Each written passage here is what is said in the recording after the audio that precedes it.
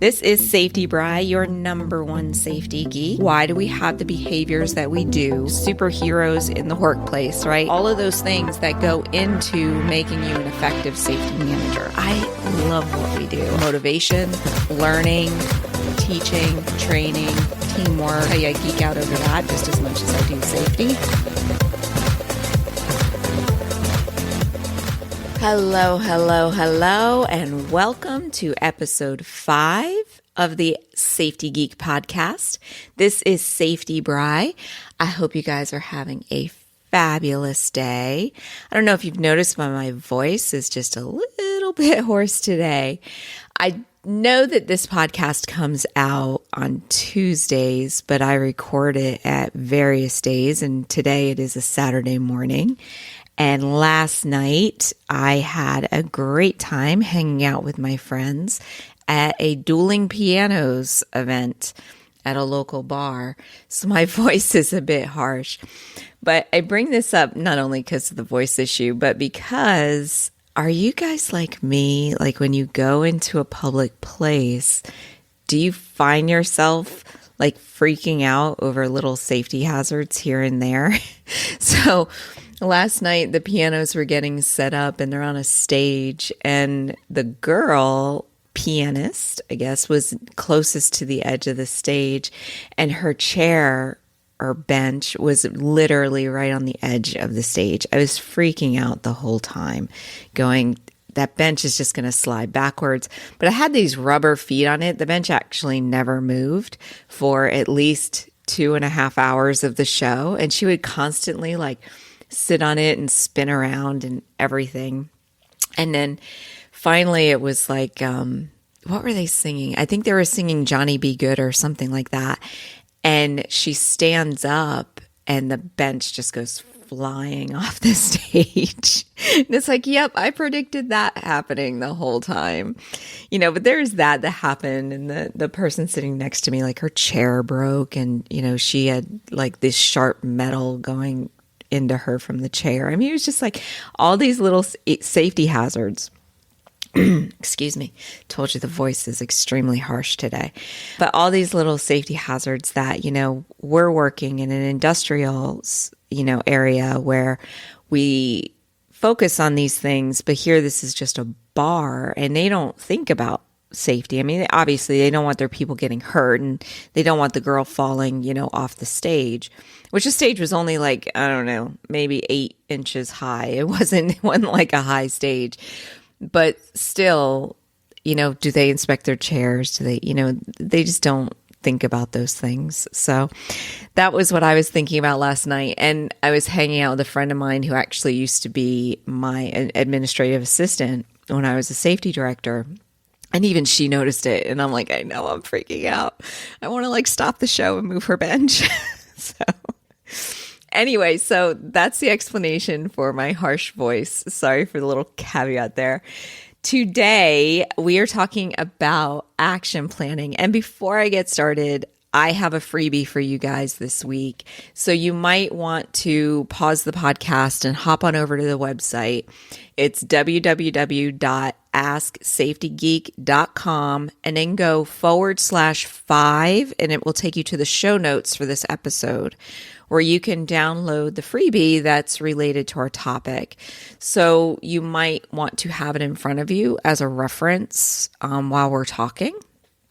Or hey, listen to the show, download the freebie, and then come back to the show if you need to. I've done that myself as well with several podcasts, because I'm usually running or exercising or something like that, driving even, and I can't download right away. So I end up listening to the show twice. Nothing wrong with that either. But I do have an action planning template that you can use and download from the website for free. So I love action planning. I got into action planning, I believe my first experience with it was during a Franklin Covey seminar 17 years ago. But I have actually put action planning into my life in pretty much everything I do. I love, setting a goal and then what are the steps I'm going to take in order to meet that goal.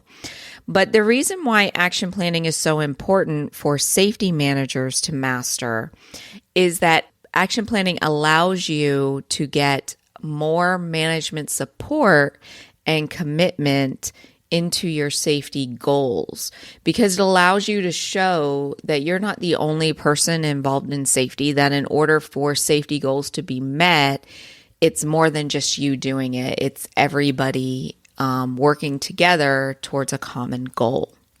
So what is an action plan? So what it is you start off with either a goal or a project or something that you're wanting to complete, something that has a deadline that you're working towards. And you're going to take that goal and you're going to break it down into steps. So like, what do we actually need to do to meet this goal? And then for every step, you're going to detail what needs to be done. So you'll set, how long it's going to take, who's responsible, the details, the deadlines, all of that stuff. We'll break it down further in just a moment. But that's the basics of an action plan. And why I like to use them is that it really keeps you on track for meeting your goals. So if you're not meeting your goals, you can go to your action plan and actually see why you're not meeting those goals, right? So it takes the excuses out of not meeting goals. And when you use them the right way, you can pretty much achieve any goal that you put out there. I will tell you, when I started with this, I was just, I don't even think I was a safety director at the time. I think I was just an administrator or something like that. That's how long ago it was. And I set a 10-year goal, and because that's what they had us do in the Franklin Covey seminar. So I set this 10-year goal and I created a plan, and I examined that plan every single week. And then every year I would reevaluate the steps and make sure I was still needed to do those steps to meet the goal. And I followed that plan for 10 years, guys, 10 years. And when I met the goal was 10 years and 6 months. I mean, it was incredible to me. That's how powerful they are, because I could go back. I would have met it earlier, but there were steps that I stalled on, that if I had, like, one of them was finishing my college degree. I ended up getting pregnant, so I had to drop out of college, because anyone trying to work full-time, go to college, part-time, plus be pregnant in I don't know, how old was I? In my 30s. It was exhausting, and I couldn't do it. So that ended up stalling my plan for several years, because I couldn't finish college. I think it was like 15 years ago. So you have these things that when you're using an action plan, it lets you see where you're not meeting the steps. So you stop making those excuses. You understand, like, yeah, I had to drop out of college for a while, because of my family, but that doesn't mean I'm ignoring my goal anymore. It just means I have to adjust my plan. And that's the key of it. You don't get rid of the goal, you just adjust the plan, especially if the goal that you chose was thought out correctly, which we'll talk about goal planning in another episode. The other reason why you want to use action plans is that everybody can see the process and everybody can see where you're at. So talking about accountability, like we talked about in a previous episode, you can easily hold people accountable. The higher ups within your organization can easily hold people accountable. You can see exactly what's going on, and it gets everybody involved. Right? So if you're doing an action plan within your organization and the only person responsible to every step is you're not doing it right. So it should be that everybody is involved. Now, occasionally I do action plans that the only person involved is me. And I do that to keep myself on track. So I'm using the action plan for myself. I'm not necessarily using it for the organization. So there's nothing wrong with doing that. It's just really try to do the ones with your management team where you have got everybody involved and not just you. Now, the projects that you're going to use action plans on you could pretty much use them on anything. I mean, any project, any goal that you have within your organization, you can use an action plan on. In fact, when I implemented this at one of the companies I worked for, we started creating action plans for every department. So we had, the quality department had their set, the operations department, the transportation, the manufacturing room, all of them had their own set of action plans, and because they were that effective. So we started with them in safety, and it was just like it ballooned from there. And that's how that company ended up being one of the most profitable within their organization. You can also use action plans for goals that have multiple projects attached to them. So in safety, we get a lot of goals where it's just like an injury reduction goal, which is okay. Or you might have a goal of like improving, muscular skeletal disorders, or reducing the amount of musculoskeletal injuries that you have. You could also have a goal of just improving operations of the equipment, things like that. But in order to achieve those goals, you sometimes have to have multiple projects, because it's not just one project that's going to get you to achieve, let's say, a 50% reduction in MSD injuries. Right? So you might have to have multiple goals. So an example of this that I'll use throughout this podcast is going to be, let's say that you have a trend, you've recognized a trend of backing incidents with your delivery trucks. Your delivery trucks are backing into either their parking spaces or their delivery location, and they're hitting stuff. Hopefully it's not the Rolls Royce. I've had that. That was awful. So anyway, you see this increased trend of backing incidents. So then you set a goal, like let's say a 90-day goal, to reduce it by 15%. Now, how you're going to do that, there's multiple things that you can do to reduce backing incidents, right? So you can have a project where you're just going to improve training. You could have a project where you're installing a mirror adjustment station. You could do a goal program, a get out and look, a backing type practice course. That one was my favorite that someone came up with once, where it's almost like a truck rodeo, but it was backing, and they put all of their drivers through it like once a month for like 90 days to improve their backing incidents. That was amazing. You could do an observation blitz. Every project can have its own action plan, but then you would have this master action plan of the goal of reducing backing incidents, and then have all the little sub action plans for every project.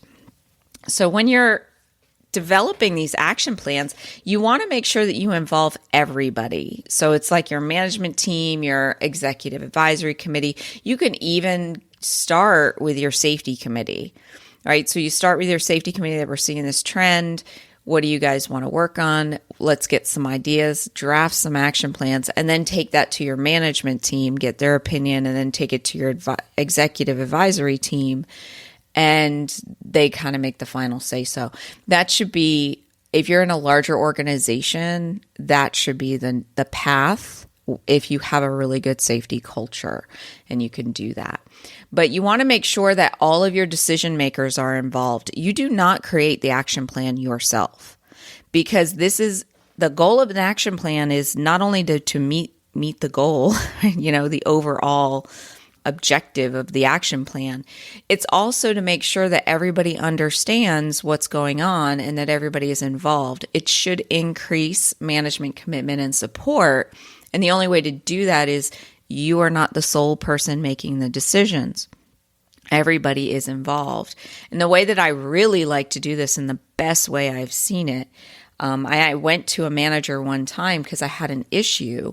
So we're in this meeting. So it wasn't just me. We brought everybody that we had the issue with, that was involved with it, and said, look, here's the problem. And then as a team, we came up with our goal and our solution. And then she immediately went up to the whiteboard and started writing out the steps. And we all just brainstormed the steps of the action plan. She snapped a picture of it. And then when she went back to her office, typed it into the template, very similar to what I'm giving you free with this episode, and emailed it out to everybody. And then every week we just kind of met on it, and we ended up meeting that goal quite easily. But I love the idea of, like, you get everybody in a meeting, and right then and there on that whiteboard, you start brainstorming out those action plan steps. So everyone's in agreement right then and there. And you're not creating something on your own. That's the key right there. Because the minute you're creating it on your own, It's you trying to dictate to the management team how they need to be involved, and that will never work to get you support or commitment to the project. Another example as to why you want to get them involved is that you might not necessarily be the person that can complete all the steps, right? So if you're installing a mirror adjustment station, there are things that need to be purchased. There are, things that need to be mapped out. What part of the parking lot are you going to put it in or put it on? Are you going to put it against a building, or are you going to put it at the exit? Wherever. There are other people that need to possibly purchase the equipment for you. So that's another way that you can get more people involved in it, right? The next step is that you want to make sure that you're getting commitment to your plan. So you have this goal that you want to meet of reducing backing incidents, using that as an example.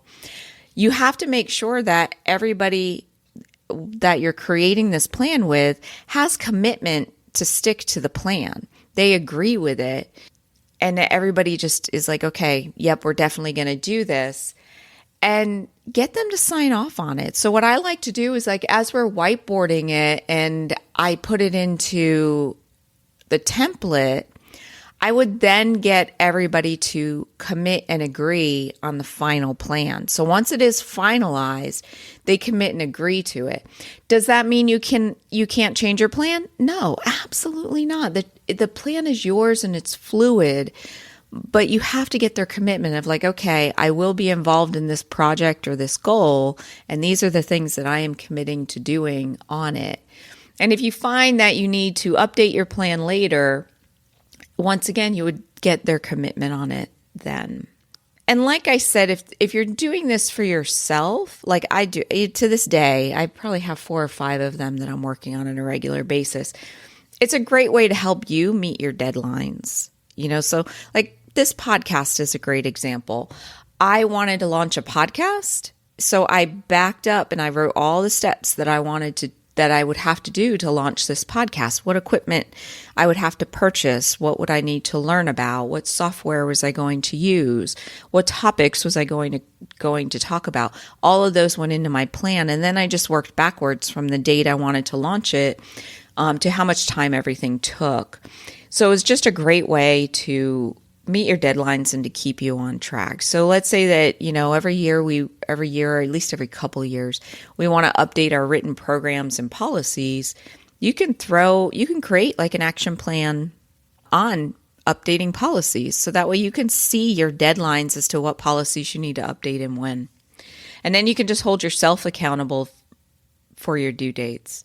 I will tell you that's the hardest part, is having integrity with yourself and holding yourself accountable to your own due dates when nobody else is involved in the plan. That is the hardest part. All right. So hopefully you have your template in front of you, and I want to go through the process. I kind of hinted on most of the process, but I want to go through it step by step. So hopefully you can follow along with your template. So step 1 is to title your plan and give it a deadline and the desired results. This deadline at this point is, what's the word? I forgot the word. But the deadline isn't made in stone, right? So it's kind of like a draft deadline. We're not sure if that's going to be our deadline yet, because you don't know until you have the steps written down. I also like to add my why onto the top of the template too. So maybe underneath the title, why this is important and why we are working towards it. So what is the ultimate goal? Now, remember, going back to the episode on talking to management, you want to make sure that your why is not just your why, but it's also going to meet the why of everybody who's involved in the plan, right? So your why might be reducing injuries, but operations why might be to improve efficiency, and the executive's why may be to reduce expenses.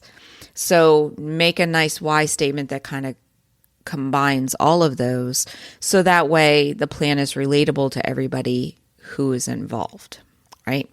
This is your chance to sell safety. You should always be selling safety. But this is your chance in your plan to sell safety, because if they try to ditch the plan at any point, you have your why written right there and you can go back to it and be like, well, remember guys, this is why we were doing this. This is why we want this desired result. So if we don't do it, we're going to have increased expenses. We're going to have less efficiency and we're going to have more injuries, right? So you can refer back to that. Step 2, start brainstorming all the steps that you need to take to meet the goal or to finish the project, right? So I like to do this on Post-it notes myself, so that way I can kind of move the Post-it notes around. The whiteboard is great if you're just writing all over the place, but then you kind of have to erase and rewrite. But when you use Post-it notes, you write every idea on the Post-it note, stick it up on the board, and then when you get to the next step, which is like putting them all in order, you can easily just move the Post-it notes around or maybe remove some or combine some. I like to do it that way. If you looked at my wall right now, I have a project I'm working on. I think I have about 50 Post-it notes on my wall. And I'm constantly every day kind of adding to them, writing notes on them, moving them around. No, I need to do this first and that first, and all that kind of thing. And I just like that. So you guys should be doing this step as a team. You should not be doing this by yourself, at least the preliminary. You're not going to have your finalized plan done as a team, because that's just what happens with safety is the management team will support you for so long, but then they're like, hey, a safety plan is your job. Go finish it up. And that's understandable, but at least you're getting the start with the team. All right. And it's how you're going to get their commitment to the project, right? And how they have a stake in the game. Because if they have some say-so in the steps and what you're going to work on and what they're going to be responsible for, they're more likely to stick to those steps, right? So then you're going to select all the steps that you definitely want to include in your plan. Like I said, some Post-it notes go away, some get moved. You're going to put them in the order that they need to be completed. For example, you have to build the mirror adjustment station before you can train employees on how to use it, right? So you're going to put everything in the right order. Now for each step, this is step 4. For each step, what I like to do is estimate the amount of time it's going to take to complete it. So I have to gather the supplies to make the mirror adjustment station, which I keep mentioning that as an example. If you guys don't know what a mirror adjustment station is, because maybe you've never had any experience with delivery drivers, what it is a place where they can stop their truck. Think about like even if you're driving your car. And then there are rectangles usually painted either on the driveway, on the pavement, or against a building, and you adjust your mirrors so that you can see those rectangles. So that means that your mirrors are adjusted correctly so you could see traffic around you. And it's ideal for backing, because that's one of the problems with backing is that they can't really see. They do a lot of blindside backing and things like that. And having the mirrors adjusted properly really helps reduce not only motor vehicle accidents, but also backing incidents. So that's what I mean by that. And I keep using it as an example, and I should have made sure that you understood what it was. I've been using them for years, so I just don't even think about it. But anyway, so step 4 was I like to estimate the amount of time every step is going to complete or is going to take to complete. Now, keep in mind that sometimes it's going to be days, right? So I'm going to order the supplies today, but it may take 7 to 10 days for those supplies to come in. So I might put on my little Post-it note that it's going to take, 3 hours to figure out what supplies to get and to order them. And then it's going to take 10 days for them to arrive. And then whatever time I'm estimating, I add 20% to it, because everything takes longer than we anticipate it taking. It's very frustrating. And there's a whole Parkinson's law that we'll talk about at one point, which is like if I only gave myself the 2 hours to order the supplies, I could get it done in the 2 hours. That comes back to holding yourself accountable and integrity to yourself in order to do it. But I mean, it is true. Like if you give yourself 30 days to complete something, you're not even going to work on it until the last few days. So really, you could have done it in a few days, but you gave yourself 30 days. That's Parkinson's law. So anyway, I still like to add 20% to whatever I estimate. So that way I have some wiggle room within my plan, right? Now I'm going to take every one of these Post-it notes that has the amount of time on there. So all the Post-it notes I decide to keep within my plan that has the amount of time on there, and I'm going to add it up and I'm going to compare it to my deadline. Now there's some things to consider is that some of your Post-it notes are going to be happening simultaneously, right? So like as you're waiting the 10 days for supplies to come in, somebody could also be working on developing the training materials. So keep that in mind. But this is going to give me an amount of time that I can compare to my deadline. So if my deadline is in 14 days and I know it's going to take 10 days for the supplies to come in, and then we're still going to have to actually build the mirror adjustment station and wait for it to dry before we can, do the training on it. That's a very tight time frame.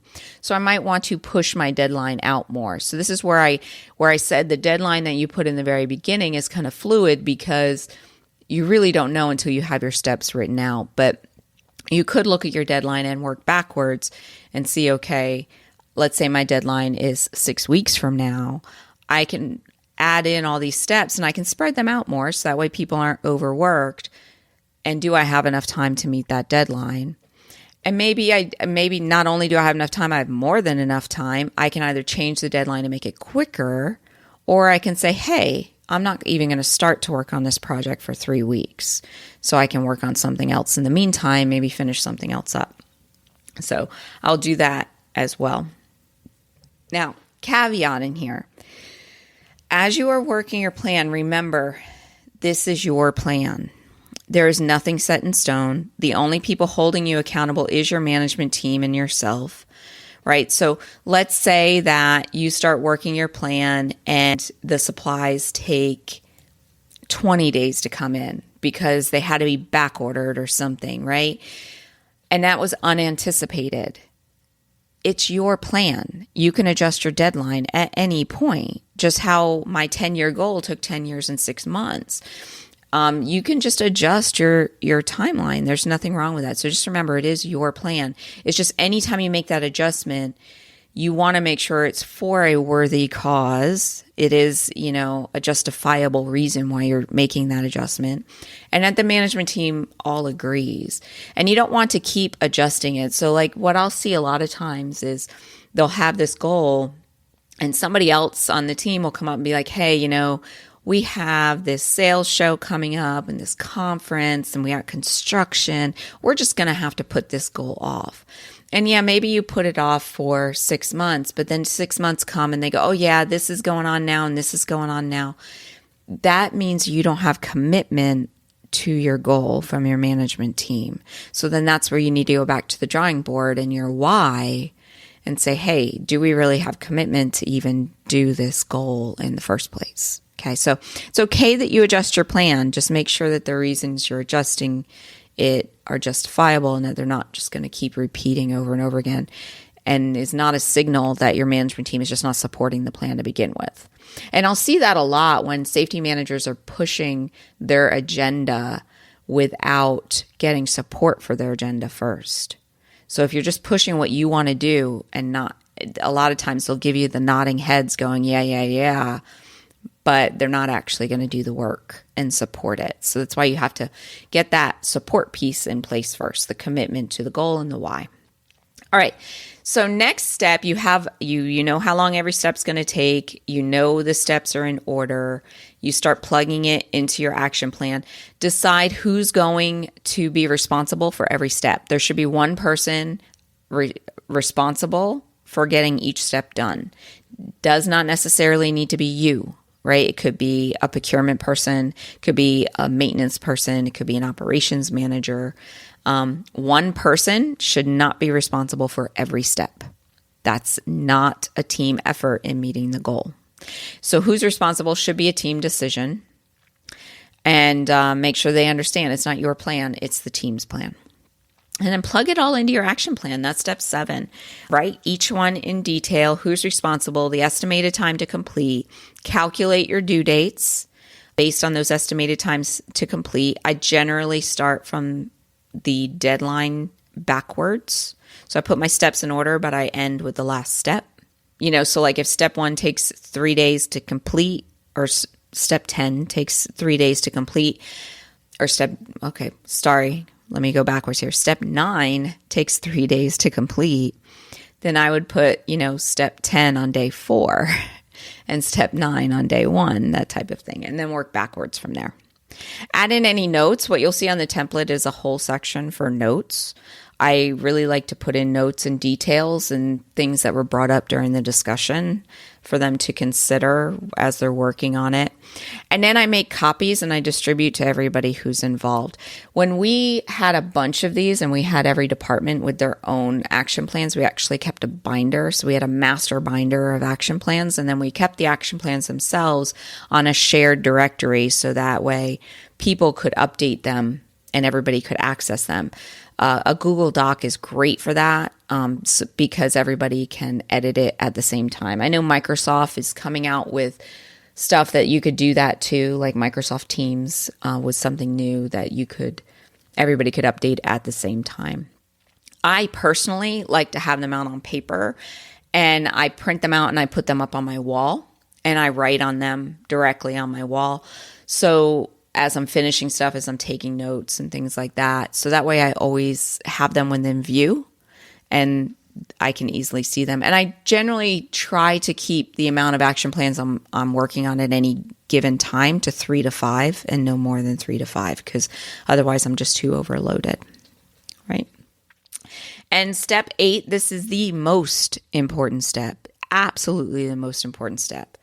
You need to review them as a team on a weekly basis. Every single week you need to review your action plans, not monthly, every week, because things that are monitored you're going to meet those goals. So it's important that they are front of mind every week. Even if no activity is happening because we're waiting on supplies to come in, you still check on it. Because if you think about it, yeah, you might be waiting for supplies to come in, but somebody else could be working on some other part of that action plan. Where I see a lot of failures is when they only review the action plan monthly or when things have changed. That's another big no. They wait until something's changed on it, then they review it. So what happens is people forget to update it, people forget to work on it, and then you make no momentum. And that's how they die. I mean, you make these great plans and then you never meet them because they die, because no one's looking at them regularly. So we had, and possibly you do this at your organization as well, we had either a daily staff meeting, a pre-shift meeting, or weekly managers meeting, and we had a binder of all the action plans. So at the daily meeting, when we did it that way, every day we did a different department's action plans. So at least you were touching on every department on a weekly basis. I've also seen it at businesses where they do it pre-shift and they actually look at it every day. So they have one action plan they're working on for a department, a very small area, and every day they look at the action plan during the pre-shift meeting because it's just posted anyway, and they just kind of review all the stuff that every day of what's going on. But it's key that you are reviewing it weekly. And the last step of action plans is to celebrate. When you complete that action plan, you need to celebrate. You can't just keep moving on to the next goal. Because what happens then is people get like, why are we even doing this? This is the opportunity as a team to pat yourselves on the back. We met this goal. It could just be lunch. It could be, hey, we're bringing in chicken, right? To celebrate the fact that we met this goal. And it could be cake. It could be, it could be anything. It could just be like, hey guys, let's just wait a minute and enjoy this moment that we reduced our backing incidents by 15%. One of the things I love, and I think this came from Twilight, out of all the funny things for this to come from, is that you have like a trophy that gets passed around. Oh, I saw this at GE too. They had a trophy that as things happened, they would pass the trophy around. So as you complete the action plan, whatever department completed their action plan, this works great when you've got like multiple departments working on action plans. You pass the golden apple or the golden onion, or I don't know what it was in Twilight, but it was just, I just thought it was super funny. Just this little tidbit side thing from one of the teachers. But yeah, you pass around this one trophy and you're the keeper until somebody else completes their goal. It is hilarious how little things like that work wonders on our motivation within our brains. So you really don't need to do a lot to celebrate, but you have to recognize it and celebrate it in some way, shape, or form. And a golden apple that you pass around or a golden widget or something is a great way to celebrate it. And because then what happens is everyone starts working on their action plans to get them done faster so that they can be the keeper of the golden apple, so it's kind of cool. So anyway, that's how you do an action plan. I hope the template helps you. Let's review the steps again very quickly because I do tend to ramble on. So step 1 is you're writing your title of your plan, your goal, your desired results, and your why right at the top of the plan. This is your chance to sell safety. Step 2, as a team, you're going to brainstorm all the steps that you want to do in order to meet this goal or this project or this plan. I prefer to do this on Post-it notes. You can also do it on a whiteboard. You can also do it on just a legal pad with somebody writing everything down. Step 3 is you want to select the steps that you're definitely including in your plan and put them in the correct order. That's why I like Post-it notes so I can move it around. You can also use big numbers with a different color marker or something like that. Step 4, for every step within your plan, you're going to estimate how many days or hours it's going to take you to complete that. Always add 20% to it because everything takes longer. And caveat here, look up Parkinson's law. It's pretty interesting. Step 5 is add up your total number of days and re-examine your deadline date. Are you going to be able to meet it, or is it too tight and you need to change it, or is it too loose and you need to make it closer? So examine that deadline date. Step 6 is decide who's going to be responsible for every step. This should be a team decision. You decide who's going to be held accountable for every step and getting it completed. Step 7 is entering it into the template. So plug it in, make it nice, make it neat, distribute it to everybody, put it on a shared drive, whatever you guys decide. Step 9, the most important step is you're going to review this plan every single week as a management team or as a team in general, whoever's involved in the plan. Step 9, celebrate your successes.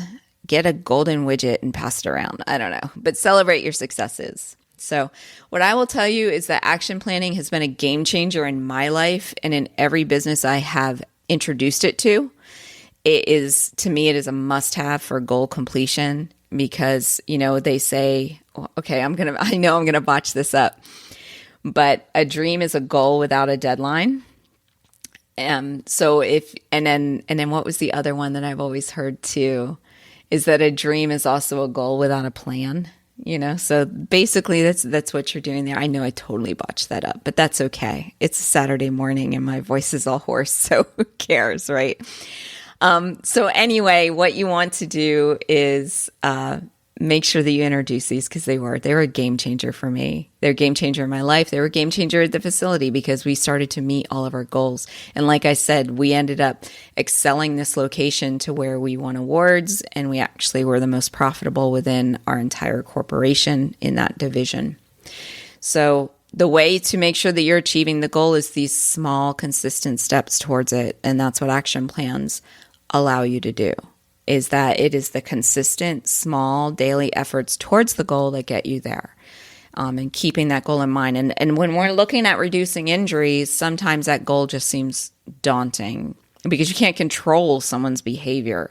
So you can't necessarily physically control accidents not happening. You can just put things in place that have been shown to work, and it can get frustrating. I get that. But making these small, consistent steps and then celebrating those successes are so important to solidifying them within your organization. All right, guys, that is all that I had for you today. Pretty long episode. Sorry about that. But I love action plans. So I hope that you download the template. It's a good one. I've been using it for years. It's very, very helpful. And I will chat at you next week. Everybody have a great and safe week. Thank you.